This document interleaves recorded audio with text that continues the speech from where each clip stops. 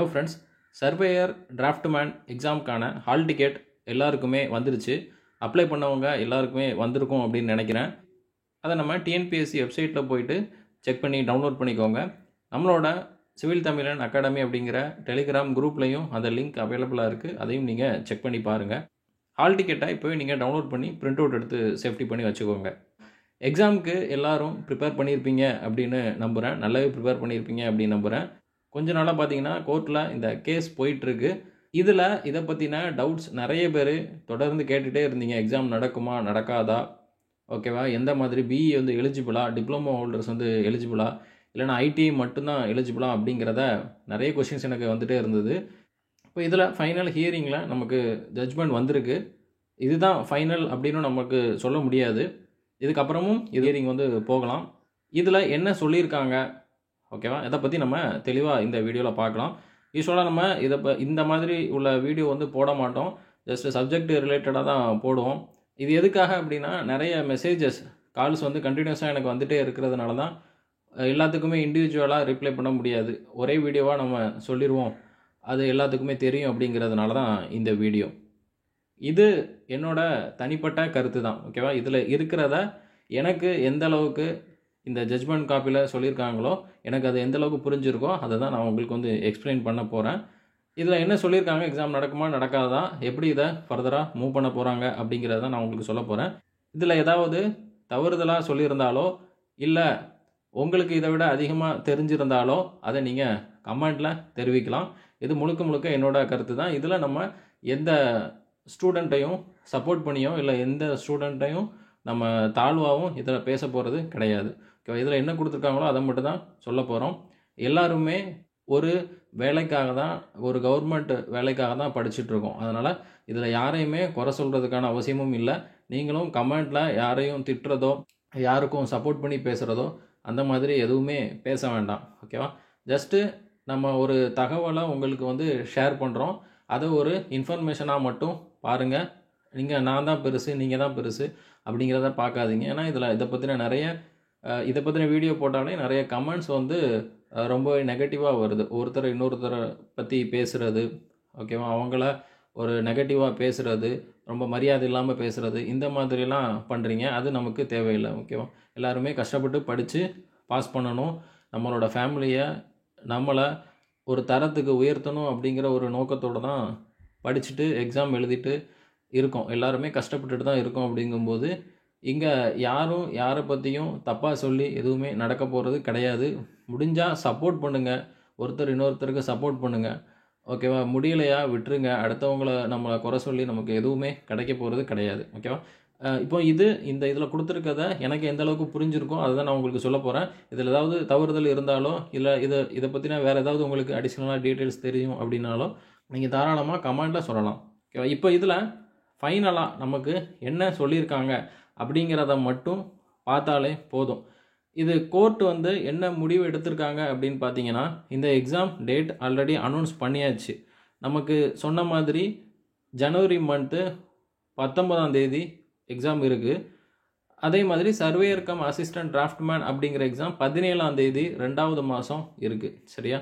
இப்போ இந்த டோட்டலாக பார்த்தீங்கன்னா 3 எக்ஸாம், டிராஃப்ட்மேன், சர்வேயர், அப்புறம் சர்வேயர் கம் அசிஸ்டன்ட் டிராஃப்ட்மேன் இப்படிங்கிற இந்த எக்ஸாமுக்கு ஆல்ரெடி அனௌன்ஸ் பண்ணிட்டதுனால ஸ்டூடெண்ட்ஸ் எல்லோரும் அதுக்கு படிச்சுட்டு இருக்கிறதுனால, யாரெல்லாம் டிப்ளமோ, ஐடிஐ, அப்புறம் பிஇ எல்லாருமே இதுக்கு ப்ரிப்பேர் பண்ணிகிட்ருக்காங்க, படிச்சுட்ருக்காங்க அப்படிங்கிறதுனால டிஎன்பிஎஸ்சி கண்டக்ட் பண்ணக்கூடிய அந்த டேட்லேயே நீங்கள் கண்டக்ட் பண்ணலாம். அந்த எக்ஸாமை நிறுத்துறதுல எந்த ஒரு இதுவுமே இல்லை. நீங்கள் அந்த எக்ஸாமை கண்டக்ட் பண்ணலாம் அப்படிங்கிறத சொல்லியிருக்காங்க. இப்போது இது நமக்கு கிளியர் ஆகிடுச்சு, ஓகேவா. நிறைய பேர் எக்ஸாம் நடக்குமா நடக்காதா, ஹால் டிக்கெட் வருமா அப்படிங்கிறதையும் கேட்டுட்டு இருந்தீங்க. ஹால் டிக்கெட்டும் வந்துடுச்சு. எக்ஸாம் நமக்கு கண்டிப்பாக நடக்கும். நீங்கள் படிச்சிருந்தீங்க, நல்லா படிச்சிருந்தீங்க அப்படின்னா நல்லா எக்ஸாம் பண்ணுங்கள். ஃபுல் எஃபோர்ட்டாக, ஃபுல் நம்பிக்கையோடு எக்ஸாம் பண்ணுங்கள், சரியா. நமக்கு கிடைக்குமா கிடைக்காதா அது அடுத்த விஷயம். நம்ம படித்ததை நல்லா அங்கே பண்ணுறோமா அப்படிங்கிறத மட்டும் பார்த்து எக்ஸாம் நல்லா பண்ணுங்கள், சரியா. இதை இங்கே சொல்லியிருக்காங்க. எக்ஸாம் வந்து கண்டிப்பாக நடக்கும் அப்படிங்கிறத சொல்லியிருக்காங்க. அப்புறம் கோர்ட்டு இன்னொன்று என்ன சொல்லியிருக்காங்க அப்படின்னா, மெயினாக இந்த ITI holders, diploma and BE ஹோல்டர்ஸோட இந்த எக்ஸாமில் கம்பீட் பண்ணுறதுனால அவங்களால சரியான வேக்கன்சிஸை அங்கே ஃபில் பண்ண முடியுமா அப்படிங்கிறத கேள்விக்குறியாக வச்சுருக்காங்க. இது ஃபேராக இருக்குமா அப்படிங்கிறத சொல்லியிருக்காங்க. என்ன தான் நமக்கு எக்ஸாம் ஐடிஐ ஸ்டாண்டர்டில் சிலபஸ் ஐடிஐ ஸ்டாண்டர்டில் இருந்தாலும் அவங்களோட ஹையர் குவாலிஃபிகேஷனில் இருக்கக்கூடிய ஸ்டூடெண்ட்ஸ் பிஇ டிப்ளமோ கேண்டிடேட்ஸோட கம்பீட் பண்ணுறதுனால எந்த அளவுக்கு ஐடிஐ ஹோல்டர்ஸ் இந்த போஸ்டிங்கில் வேலை வாங்குகிறாங்க, இந்த போஸ்டிங்கில் இடம் பெறுறாங்க அப்படிங்கிறது நமக்கு கேள்விக்குறியாக இருக்குது. அது எந்த அளவுக்கு ஃபேராக இருக்கும் ஐடிஐ ஹோல்டர்ஸ் நிலைமையிலேருந்து பார்த்தா அப்படிங்கிறத இங்கே கோர்ட் வந்து கன்சிடர் பண்ணியிருக்காங்க. சரியா? ஏன்னா அவங்களோட பிஇ அண்ட் டிப்ளமோ படிப்பு அந்த குவாலிஃபிகேஷன் வைஸாக பார்க்கும்போது ஹையரில் இருக்கிறாங்க அப்படிங்கிறதுனால ஹையாக இருக்காங்க அப்படிங்கிறதுனால அவங்களுக்கு ஃபேராக இருக்குமா அப்படிங்கிறத சொல்லியிருக்காங்க. அப்புறம் என்ன அப்படின்னா, இந்த இடத்துல அவங்களுக்கான ஒரு வேலை இல்லை, நம்மளோட ஹையர் குவாலிஃபிகேஷனில் உள்ளே வந்துட்டாங்க அப்படிங்கும்போது அவங்களுக்கு டிஸப்பாயின்மெண்ட் ஆக வாய்ப்பு இருக்குது அப்படிங்கிறதையும் கன்சிடர் பண்ணியிருக்காங்க. சரியா? அப்புறம் நான் முன்னாடியே சொன்ன மாதிரி இந்த எக்ஸாம் எல்லாமே கண்டக்ட் பண்ணுங்கள். கண்டக்ட் பண்ணிவிட்டு ஒரே ஒரு ரிஸ்ட்ரிக்ஷன் அங்கே கொடுக்குறாங்க. என்ன அப்படின்னு பார்த்தீங்கன்னா, ரிசல்ட்டை பப்ளிஷ் பண்ணக்கூடாது. ஓகேவா? ரிசல்ட்டை ஹோல்டு பண்ணி வச்சுக்கோங்க. ஓகேவா? ஹோல்டு பண்ணி வச்சுக்கோங்கன்னு சொல்லிட்டு இந்த ரிசல்ட்டை பப்ளிக்காக நீங்கள் பப்ளிஷ் பண்ணக்கூடாது. எப்போவும் நம்ம டிஎன்பிஎஸ்சி எக்ஸாம் கண்டக்ட் பண்ணிவிட்டு ரிசல்ட்டை பப்ளிஷ் பண்ணுற மாதிரி நீங்கள் பப்ளிஷ் பண்ணக்கூடாது. இதை எல்லாத்தையுமே எங்ககிட்ட ஒரு சீல்டு கவரில் ஒப்படைக்கணும் அப்படிங்கிறதையும் சொல்லியிருக்காங்க. கோர்ட் என்ன சொல்லியிருக்காங்க அப்படின்னு பார்த்தீங்கன்னா, இந்த ரிசல்ட் எல்லாத்தையுமே எங்கள் கையில் நீங்கள் வந்து ஒப்படைக்கணும் இந்த எக்ஸாம் கண்டக்ட் பண்ணதுக்கு அப்புறம். அந்த March 1, 2025 கிட்ட நாங்கள் அதை பற்றின ஒரு முடிவு எடுப்போம். இது ஃபர்தராக ஹியரிங்ஸ் வந்து போகலாம். இதில் எந்த அளவுக்கு ஐடிஐ ஹோல்டர்ஸ் வந்து பாஸ் பண்ணியிருக்காங்க, இது நம்ம இந்த ரிசல்ட்டில் தெரிஞ்சிடும். எந்த அளவுக்கு வந்து ஐடிஐ ஹோல்டர்ஸ் வந்திருக்காங்க அப்படிங்கிறத வச்சும், இந்த பிஇ கேண்டிடேட்ஸ் டிப்ளமோ கேண்டிடேட்ஸ் எந்த அளவுக்கு இருக்கிறாங்க அப்படிங்கிறத பொறுத்தும் அங்கே அவங்களுக்கான ஒரு சமூக நீதி, அதாவது அவங்களுக்கான ஒரு ரிசர்வேஷன் அங்கே இருக்கா, அவங்களுக்கு எவ்வளோ கொடுக்கலாம், ஐடிஐ கேண்டிடேட்ஸ்க்கு எவ்வளோ கொடுக்கலாம் அப்படிங்கிறத முடிவு பண்ணுவோம் அப்படிங்கிறதையும் அங்கே சொல்லியிருக்காங்க. புரியுதா உங்களுக்கு? எக்ஸாம் கரெக்டாக அந்த டேட்டில் நமக்கு நடக்கும். இதில் எந்தவித சந்தேகமும் இல்லை. ஆனால் ஐடிஐ கேண்டிடேட்ஸ் பாதிக்கப்படுறாங்க அப்படிங்கிற காரணத்துக்காக மட்டும் என்ன பண்ணியிருக்காங்கன்னா, அந்த வரக்கூடிய ரிசல்ட்டை கன்சிடர் பண்ணி அதில் ஐடிஐ ஸ்டூடெண்ட்ஸ் இடம் பெற்றிருக்காங்களா அப்படிங்கிறத பொறுத்து, இல்லை அப்படின்னா அவங்களுக்கான ரிசர்வேஷன் அங்கே எவ்வளோ கொடுக்கலாம், மினிமம் இத்தனை வந்து அவங்க கண்டிப்பாக இருக்கணும். ஐடிஐ கேண்டிடேட்ஸ் இந்த அளவுக்கு மினிமம் மார்க் எடுத்திருந்தாங்க அப்படிங்கிற பட்சத்தில், மினிமம் மார்க் எடுக்கல அப்படின்னா அங்கே அவங்க உள்ளே வர மாட்டாங்க. மினிமம் அவங்க இவ்வளோ மார்க்குக்கு மேலே எடுத்திருந்தாங்க அப்படிங்கிற பட்சத்தில் அவங்களுக்கு ஒரு குறிப்பிட்ட இடஒதுக்கீட்டை அங்கே கொடுக்கணும் அப்படிங்கிறதையும் இங்கே சொல்லியிருக்காங்க. சரியா? இது என்னுடைய கருத்து. இதுதான் இங்கே ஃபைனலாக சொல்லியிருக்காங்க. இது எல்லாமே உங்களோட ரிசல்ட்டு எப்போ அப்படின்னா, அவங்க ரிசல்ட் கொடுக்க வேண்டிய அந்த டைம் March 1st வீக்கில் சொல்லியிருக்காங்க. புரியுதா? இதுக்கப்புறம் கோர்ட்டு ஃபர்தராக ஹியரிங் வச்சு என்ன முடிவு எடுப்பாங்க அப்படிங்கிறது அவங்களோட டிசிஷன் தான். இதுவுமே நிறைய பேர் கேட்டிருந்தீங்க, எனக்கு கால் பண்ணியும் மெசேஜ் பண்ணியும் கேட்டிருந்தீங்க, எந்த மாதிரி இந்த பிரிப்பாங்க, அந்த ரேஷியோ வந்து எந்த மாதிரி பிரிப்பாங்க, எத்தனை பெர்சன்டேஜ் வந்து இருக்கும் அப்படிங்கிறதெல்லாம் கேட்டிருந்தீங்க. இதை பற்றின ஐடியா வந்து நமக்கு கிடையாது. ஓகேவா? இது எல்லாமே கோர்ட்டோட முடிவு தான். அவங்க என்ன பண்ணுறாங்க அப்படிங்கிறதெல்லாம் இருக்குது. இந்த மார்ச்சுக்கு அப்புறம் நமக்கு அதுக்கான தெளிவான ஒரு அனௌன்ஸ்மெண்ட் வந்து வரும். எவ்வளோ இருக்காங்க, இவ்வளோ வந்து அவங்களுக்கு கொடுக்கலாம், பிஇக்கு இவ்வளோ, பிஇ டிப்ளமோக்கு இவ்வளோ உங்களுக்கு ரிசர்வேஷன் கொடுக்கலாம், அப்புறம் ஐடிஐக்கு கொடுக்கலாம் அப்படிங்கிற மாதிரி அவங்க மேபி விடலாம். சரியா? அது நம்ம அதுக்கப்புறம் தான் தெரியும். அதனால் இப்போ அதை பற்றின எந்த ஐடியாவும் கிடையாது. இந்த மாதிரி மெசேஜுகளை நீங்கள் அவாய்ட் பண்ணிடுங்க. ஓகேவா? நம்ம அதுக்கப்புறம் நம்ம பார்த்துக்கலாம். இப்போதைக்கு நீங்கள் எக்ஸாம் எழுதுறதுல மட்டும் கான்சென்ட்ரேட் பண்ணாலே போதுமானது. ஓகேவா? இதுதான் இந்த கோர்ட்டோட ஜட்ஜ்மெண்ட். ஓகேவா? ஃபைனலாக சொன்ன தீர்ப்பு வந்து இதுதான். அதனால் எக்ஸாம் வந்து கண்டிப்பாக நடக்கும். எக்ஸாம் ஃபைனலாக ரிசல்ட்டு நமக்கு வராது, ரிசல்ட்டு டைரெக்டாக வராது. கோர்ட்டுக்கிட்ட போயிட்டு அவங்களோட ஃபைனல் ரிசல்ட், அவங்க ஃபைனலாக என்ன சொல்கிறாங்களோ அதுதான் நமக்கு வந்து வரும். அதனால் ரிசல்ட்டு நமக்கு முன்னாடியே தெரியாது. ஓகேவா? அதனால் வெயிட் பண்ணி நம்ம பார்க்கலாம். ஓகே, இதுதான் இந்த ஜட்ஜ்மெண்ட்டில் சொல்லியிருக்கக்கூடிய கருத்து. உங்களுக்கு இதில் ஏதாவது சொல்ல விருப்பம் இருந்தால், இதில் வேறு ஏதாவது அடிஷ்னலாக சொல்லியிருக்காங்க அப்படிங்கிற பட்சத்தில் நீங்கள் கமெண்ட்டில் சொல்லுங்கள். நம்ம சர்வேயர் அண்ட் டிராஃப்ட்மேனுக்கான டெஸ்ட் பேட்சும் கொடுத்துருக்கோம். அதுவுமே நிறைய பேர் நல்லா அட்டென்ட் பண்ணிகிட்ருக்கீங்க. உங்களுக்கு வேணும் அப்படின்னாலும், நீங்கள் அந்த கொஷின் பேப்பர் வேணும் அப்படின்னாலும் நீங்கள் ஜாயின் பண்ணலாம், நம்மளோட டெஸ்ட் பேட்சில் ஜாயின் பண்ணலாம். நெக்ஸ்ட்டு ஜேடிஓ எக்ஸாமுக்கான சிலபஸ் சேஞ்ச் பண்ணியிருக்காங்க. மைனர் சேஞ்சஸ், ஒரு சில சப்ஜெக்டில் ஏற்கனவே உள்ளதை கொஞ்சம் டிஃப்ரெண்ட்டாக கொடுத்துருக்காங்க. ஓகேவா? புதுசாக கொடுத்த மாதிரி அந்த அளவுக்கு எதுவும் இல்லை. ஒரு சில டாபிக்ஸ் புதுசாக ஆட் பண்ணியிருக்காங்க. ஒரு சில சப்ஜெக்டில் பார்த்தீங்கன்னா ஏற்கனவே இருக்கிறதையே கொஞ்சம் எலாபரேட்டாக கொடுத்துருக்காங்க. ஓகேவா? அதனால் ரொம்ப சிலபஸ் சேஞ்ச் பண்ணிட்டாங்க அப்படின்னுலாம் நீங்கள் எதுவுமே எடுத்துக்கவே வேண்டாம். ஏற்கனவே இருந்தது தான். எனக்கு தெரிஞ்ச வரைக்கும் ஒரு 3 to 5% தான் உங்களுக்கு சிலபஸ் வந்து சேஞ்ச் ஆகிருக்கு. அதனால் இதை பற்றி நீங்கள் வந்து ரொம்ப ஒரி பண்ணிக்க தேவையே கிடையாது. ஏற்கனவே நம்ம ஜேடிஓ சிலபஸ்க்கு என்னென்ன படித்தோமோ, என்னென்ன நீங்கள் நோட்ஸ் வச்சுருக்கீங்களோ, அதை மட்டும் நீங்கள் தெளிவாக படித்தாலே போதும். இந்த மைனர் சேஞ்சுக்காக நமக்கு சிலபஸ் மாறிடுச்சு, ரொம்ப சேஞ்ச் ஆகிடுச்சு அப்படின்னு எதுவும் யோசிக்க வேணாம். உங்களுக்கு நடந்திருக்கிறது தான் எல்லாத்துக்குமே நடக்க போகுது. அவங்களுமே அதை மறுபடியும் படிக்க தான் போகிறாங்க. ஓகேவா? உங்களுக்கு கூட கம்ப்ளீட் பண்ணுறவங்க எல்லாருமே அது திரும்பவும் படிக்க தான் போகிறாங்க. அதனால் நமக்கு தான் இப்படி நடக்குது அப்படின்னா நீங்கள் எதுவுமே யோசிச்சுக்க வேணாம். ஏற்கனவே நீங்கள் என்னென்ன படிச்சிருக்கீங்களோ அதை தெளிவாக 100% நான் அதுலேருந்து கொஷின் கேட்டால் நல்லா பண்ணுவேன் அப்படின்னாலே உங்களால் பாஸ் பண்ண முடியும். ஓகேவா?